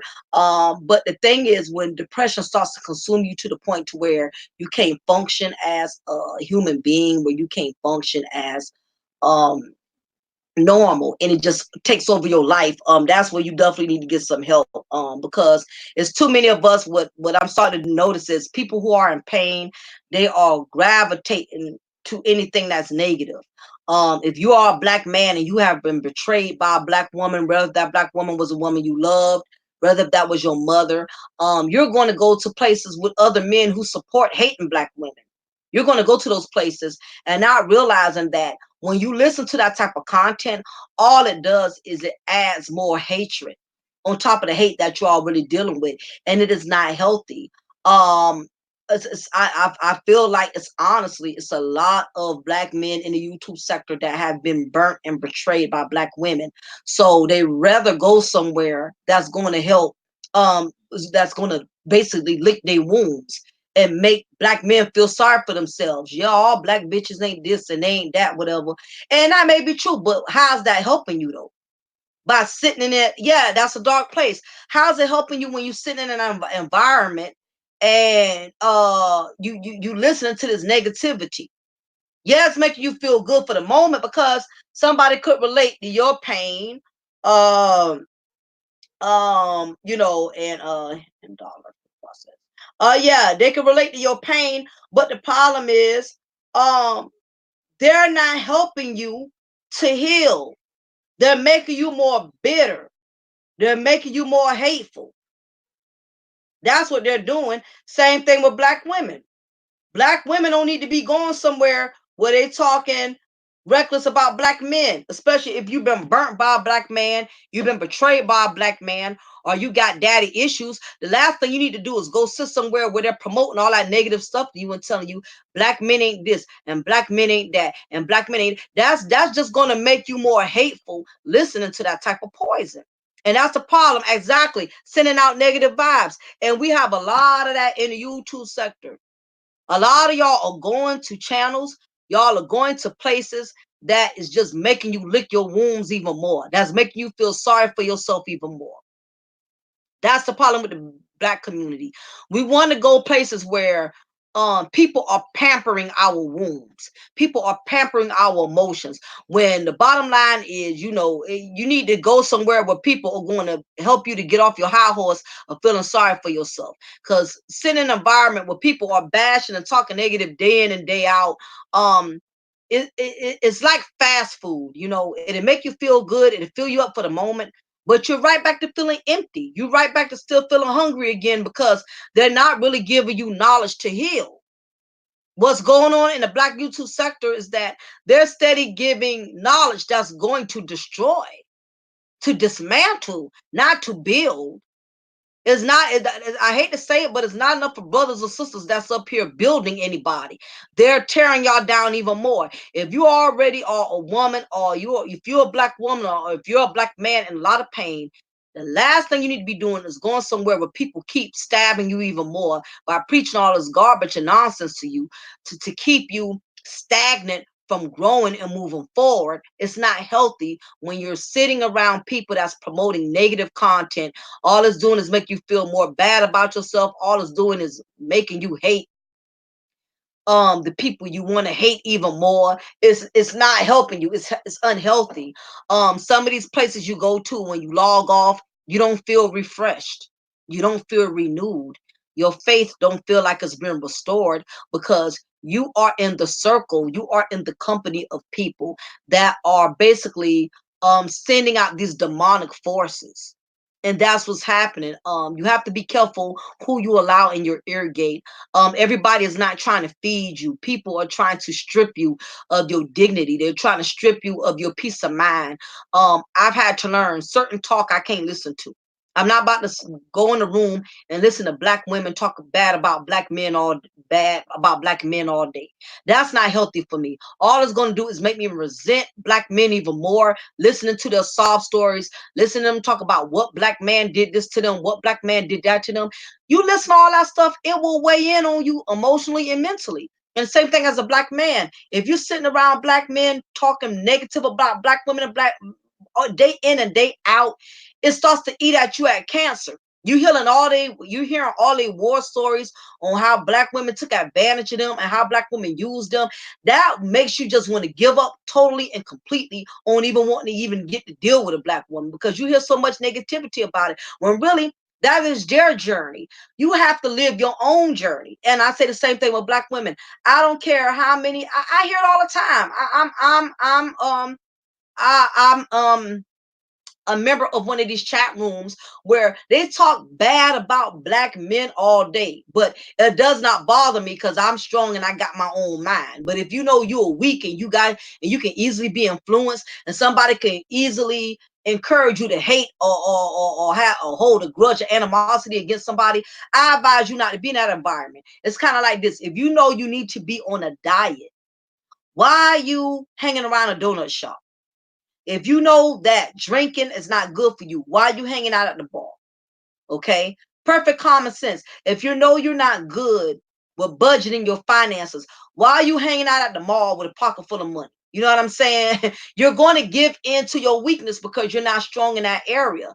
So when I listen to women talk negative about this, it does not bother me like it used to, because I'm sure and confident in myself. There's nothing they can say to make me feel some type of way about a black man. I don't care if you've been ran through and dogged by 20 of them. Your personal experience is not going to shape my level of thinking. It's not going to happen. Nobody is not going to have that kind of influence over my life the way they got me going around here hating a certain group of people, all because they had their own negative experiences. Exactly.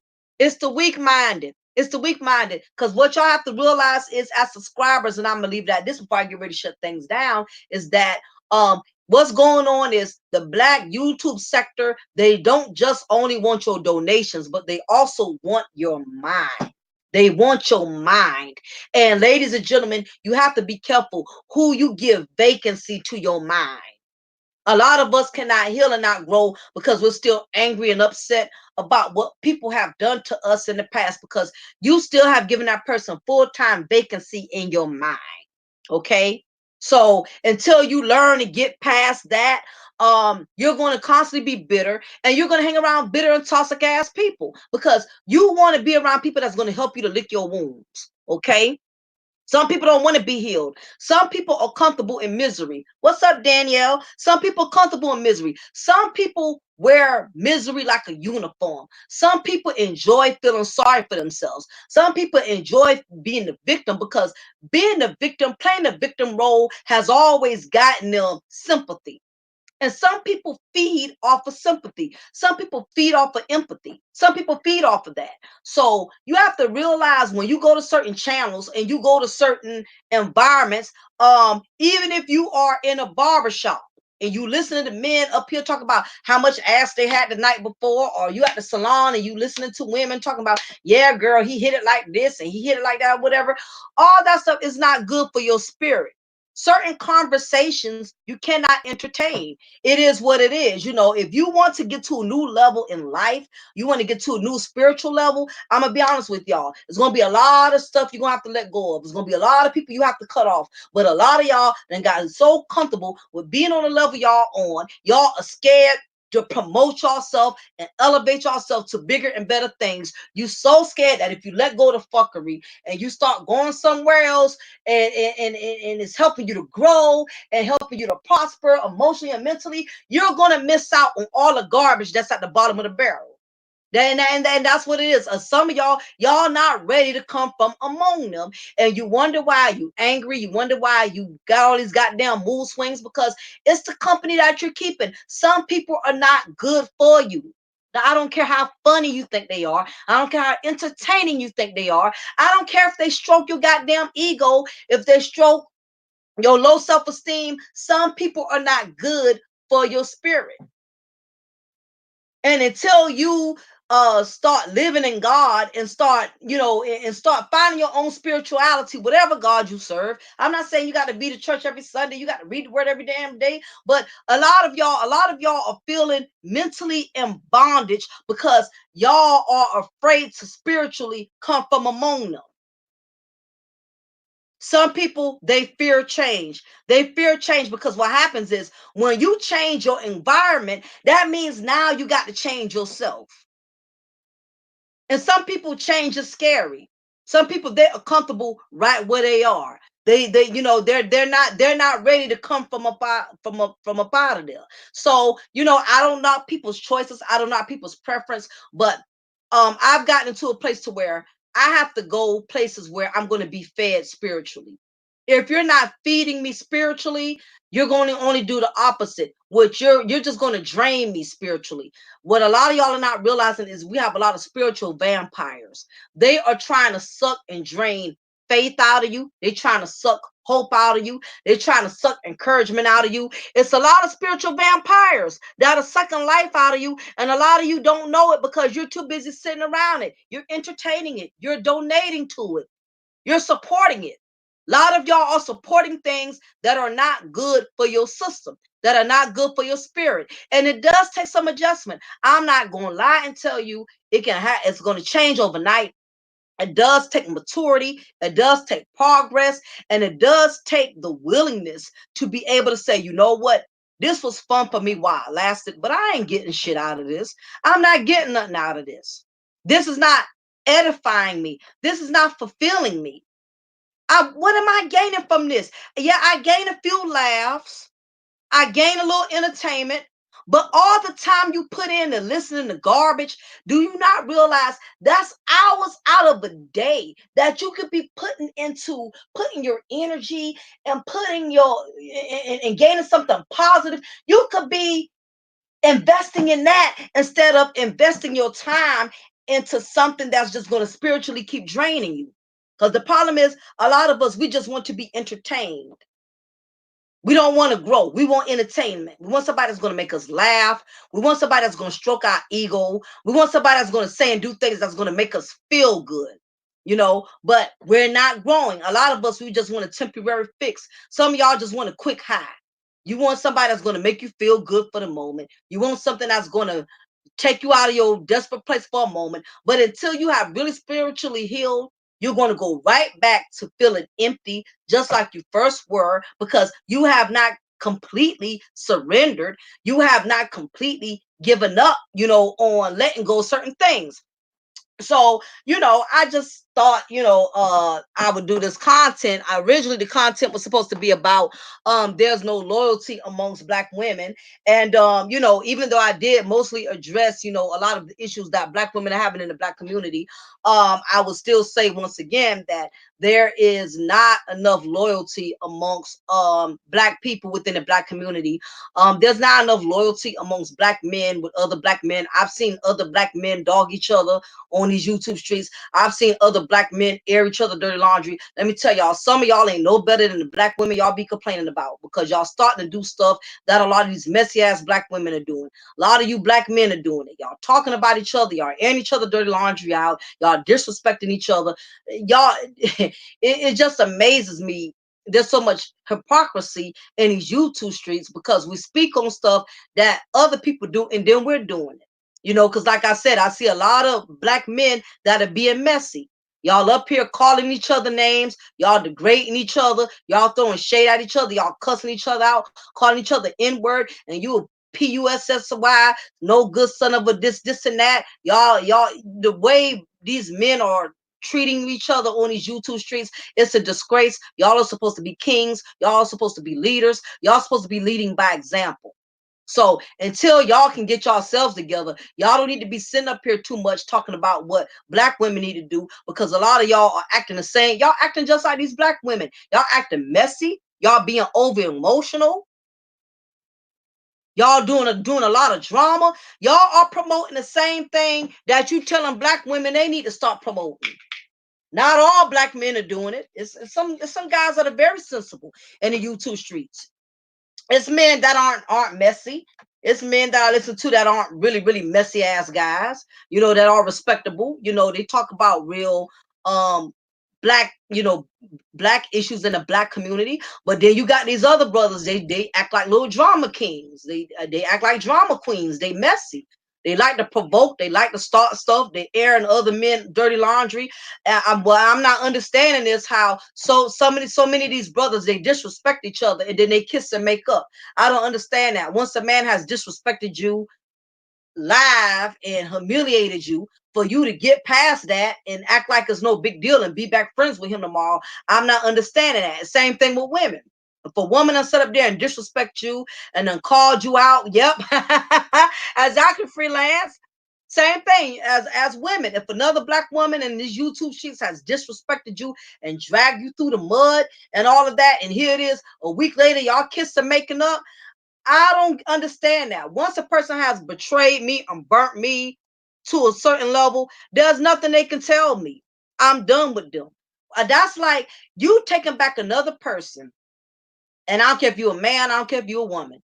If somebody has disrespected you in friendship, and it's one thing when teeth and tongue fall out, y'all had a little argument or whatever.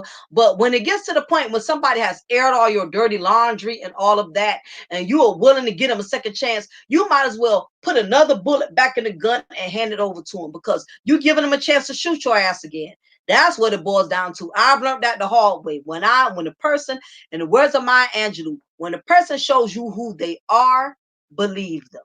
And that's how I feel about it. So if somebody done already burnt you and then already done humiliated you and done aired all your dirty laundry out, I don't understand how y'all could turn around and be buddies a month from now and still be on panels. I don't get that. And what I don't get, if you have seen how this person has disrespected people who were loyal to them, why would you trust that they're going to be loyal to you? There's a lot of that going on. It's a lot of people, they're not using their wisdom in these streets, in these YouTube streets. They're not using their knowledge. They haven't figured it out yet. Era says, I agree, Mocha, but there might be some attention and money and women to gain behind. Oh, of course, Era. It's the two V's, validation and vagina. I get it. And it's on both ends, because it's not just the men, it's the women too. It's all about validation, views and validation. So if you're willing to compromise your worth for some views and validations, then so be it. I ain't knocking nobody's hustle, but eventually stuff does get old and it does run out and it does get tiresome. So I don't know how long they're gonna keep pulling that same card out the deck or whatever, because a lot of times the people you seeking validation from, they only stroking your ego to be in your good graces. So even if somebody validating you, you can't take it to heart, because everybody ain't validating you for the right reasons. Some people are validating you because they want to get on your panel. They want to get on your channel. They want to get in close to you. Everybody ain't validating you because they like you. Somebody could sit up there and tell you, oh, you look good, and they ain't even attracted to you. Oh, you the kind of woman I would be with, and they ain't even into you like that. It's all about people just trying to get over. The whole YouTube sector is a big hustle. I don't think anybody means anybody well in these YouTube streets. I think it's a lot of fraudulent, fake that's going on. I don't think half of these females that are stroking these dudes' egos, they don't like these dudes. They don't want these dudes. They just trying to be close to them so that they can get close into a certain sector that they're trying to get in. I think some of these dudes, they only laughing and playing and flirting with some of these females on YouTube because they're trying to earn and gain something from it. It's too much fraudulentness that's going on in these YouTube streets. And for anybody who up here taking anything that anybody says seriously, shame on you, because half of y'all favorite YouTubers, they are not living the life they preaching to y'all. We got a lot of false prophets in these YouTube streets. You got black men that are telling you to stay away from big women and stay away from ugly women. And as soon as they log off the PC, they're going to meet an ugly and big woman and hit off and mess with her or whatever. You got women telling you stay away from better males, stay away from this kind of dude and stay away from that kind of dude. Meanwhile, a better dude is banging her back out. So a lot of y'all need to stop taking this YouTube street seriously. A lot of people are not who they say they are. We got a lot of clowns. We got a lot of salesmen. They're only selling you stuff to get your donations, to get your recognition, to get your attention. So I mean, you got to make that individual choice to use your own mind, to not be manipulated by the games and the schemes that's going on YouTube. Because slowly but surely, everybody gonna start getting exposed. Y'all have already seen it. People who pretended to be one thing that done came out. People who acted like they were so loyal to a certain channel. You done seen them flip on that channel. Now they're loyal to somebody else. Y'all, it's the truth is constantly unfolding in front of y'all. Y'all see it for what it is. I mean, we ain't got to speak no names. Y'all see it, the proof is in the pudding. It's a lot of artificial mess that's going on these YouTube streets. People pretending to have clicks and build friendships for clout and all kind of stuff. You know, that's why I keep my circle small. And for the most part, I rock, by myself or whatever. Or I stay solid with the same people who I know I can trust. But other than that, don't believe the hype. What you see in the YouTube streets ain't always what you get. Okay. We got a lot of salesmen in these YouTube streets. They just selling to you what they want you to hear, what they want you to believe, what they want you to buy. Half of them are living a totally different life outside of YouTube. They're not doing all this money they acting like they got. Some of them is living in subsidizing housing. Dudes with purses. I'm telling you, there's more to it than what meets the eye.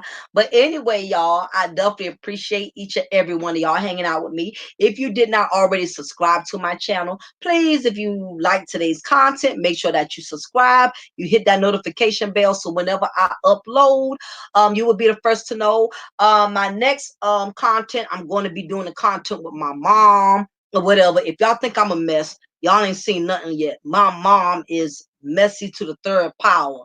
So I'm going to be going live with her, I believe Wednesday of this week. If y'all love me, y'all definitely going to love her or whatever, because she's definitely the life of the party. So me and my moms are going to get it cracking come Wednesday and everything. So we definitely going to have a good time or whatever. So if you like this content, y'all ain't seen nothing yet, because my mom's was 20 times worse than me. When I say this lady has no filter, y'all ain't seen y'all have not seen nothing yet. Also, before we get ready to shut it down, anybody who's interested in getting cable, if your cable bill is currently $200, $300, if you got direct TV, you got Dish Network, or you have Comcast, I don't know, every state has their own. I think Spectrum is a cable provider.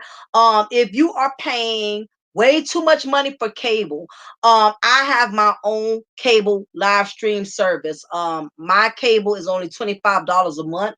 You will get close to 7,000 channels. For those of you who want to save money on your cable bill, you will also get free pay-per-view events, which is also included with my package. I have all the sports packages, NFL, NBA, you name it, I got it. All the UFC, cage fighting, red zone, horseback riding. I got all the HBOs. I have all the Cinemax. I got all the Showtimes. I got all the stars. For those of you who are fans of Power, I know Power is coming out August 25th. If you want to get a cheaper cable provider, I got you. I have my own cable business. Only thing you need is a Fire Stick, and you need high-speed internet. I cannot provide you with those things, those two things. Those two things you're going to have on your own. Once you get the Fire Stick, and if you're interested in purchasing my cable, hit me up and I can send you a free trial, which means you get to view it for 24 hours before you actually buy it. A lot of these cable companies, they are ripping off a lot of you customers. They're making y'all pay late fees, surcharges, taxes, and all that other stuff. And my cable, I don't charge any taxes. I don't charge any late fees. Up to 2 devices is $25 a month. Up to 3 devices is $30 a month. So it depends on you. I also have adult entertainment for those of y'all if that is your thing. I got Christian networks. I got cables from other I got channels from other parts of the world. I got cable from Brazil, Japan, Korea, Africa. So I have a lot of international channels as well. So for those who speak Spanish, it's definitely a good variety for them and everything. So anyway, just thought I would share that information with y'all for those of you who might be interested in wanting to invest into a cheaper cable. So just make sure y'all hit me up if that's something y'all think y'all would be interested in doing. So anyway, y'all, I'm going to shut it down. This is your girl, Lady Mocha. Remember, I'm going to always pour you a cup of truth, and I'm going to always break you off with a slice of knowledge. Y'all take care. Be blessed.